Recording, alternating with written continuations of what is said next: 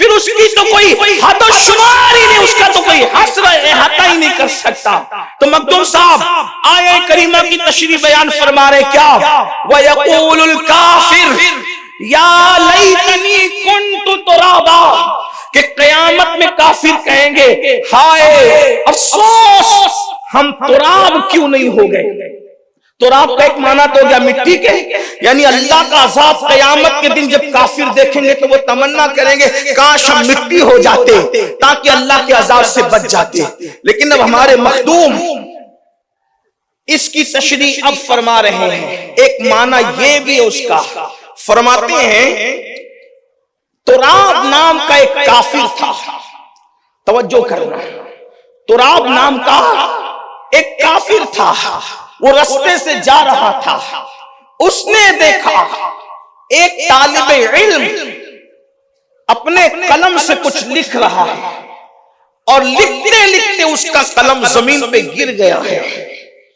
तो तुराब नाम के उस काफिर ने इतना किया कि उस कलम को उठाया और उठा करके उस तालिबे इल्म को दे दिया, ये लो तुम्हारा कलम।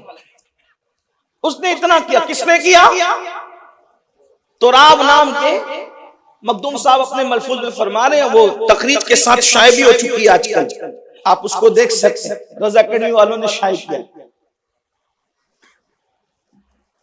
एक कलम तालिबे इल्म का गिरता है जमीन पर और तुराब नाम का काफिर उसको उठा करके दे देता है। किस्सा खत्म हो गया, बात खत्म हो गई। अब जब क़यामत का दिन होगा तो तुराब को उसकी बिरादरी वाले तो काफिर ही समझते थे, उसको उन्होंने मुसलमान तो नहीं समझा, ईमान वाला तो नहीं समझा। तो तब क़यामत के दिन देखेंगे कि तुराब जन्नत में जा रहा है। तुराब कहां जा रहा है? जन्नत में जा रहे तुराब। तो उसको देख के उसकी बिरादरी के लोग पूछेंगे, ओ तुराब तू तो हम में से था, तू हम में से था, तू जन्नत में कैसे जा रहा है? यहां तो जन्नत में मोमिन जा रहे, तू कैसे जन्नत में जा रहा है? तो तुराब कहेगा यकीनन मैं तुम में से था लेकिन तुम में से हूं नहीं। उसकी वजह यह है कि अल्लाह ने मरने से पहले मुझे ईमान की दौलत अता की और मरने के बाद अल्लाह ने मुझे जन्नत में मकाम अता फरमा दिया। तो वो तुराब से पूछेंगे, तुराब मरने से पहले तुझे ईमान कैसे मिला, क्यों मिला, और मरने के बाद जन्नत कैसे मिली? तो तुराब कहेगा कि मैंने एक तालिबे इल्म को जो इल्म दीन हासिल करने वाला था उसका कलम उठा करके उसको दे दिया, उसका कलम उठाकर उसको देने की बरकत है। सिर्फ इतना ही अमल अल्लाह को पसंद आ गया और इसके सदके में अल्लाह ने मुझे ईमान की दौलत अता की और मरने के बाद जन्नत अता की। जरा तवज्जो करना महबोली वालों, इतना बड़ा इदारा तुम्हारी बस्ती में है, भिवंडी वालों तुम्हारे शहर के किनारे पर तुम्हारे नाम से कितना बड़ा इदारा सुन्नी दावत इस्लामी ने कायम किया है। अंदाजा तो करो, तुराब ने अपनी कमाई से कलम खरीद कर नहीं दिया था, अपनी जेब से कलम खरीद कर नहीं दिया था, अपने घर का कलम लाकर नहीं दिया था, वो उस कलम का मालिक नहीं था, सिर्फ तालिबे इल्म का गिरा हुआ कलम उसने उठाकर देकर तालिबे इल्म की इतनी मदद कर दी, सिर्फ कलम उठा करके देने पर मरने से पहले ईमान दे दिया गया और मौत के बाद जन्नत अता कर दी गई।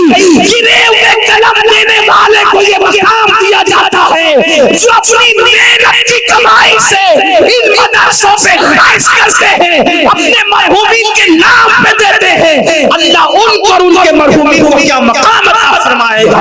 नारे तकबीर, नारे रिसालत, उलमाए अहले सुन्नत, सैयद अमीनुल कादरी साहब क़िबला।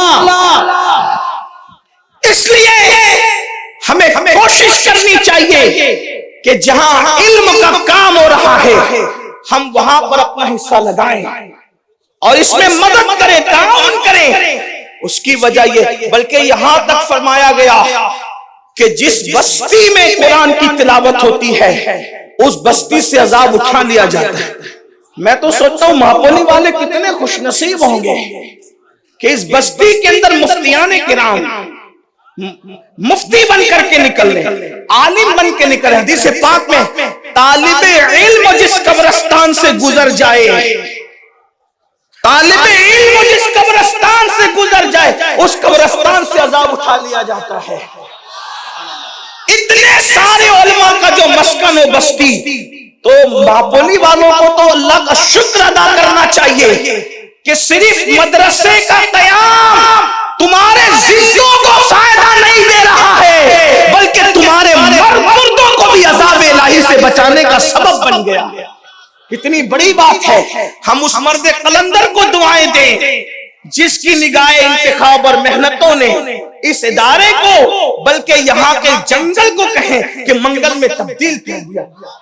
मैं हाजिर हुआ तो इतने सारे उलमा से मुलाकात हुई, तो मैंने अपने किसी दोस्त से कहा कि मदरसे के जलसे में, दस्तार के जलसे में आने का फायदा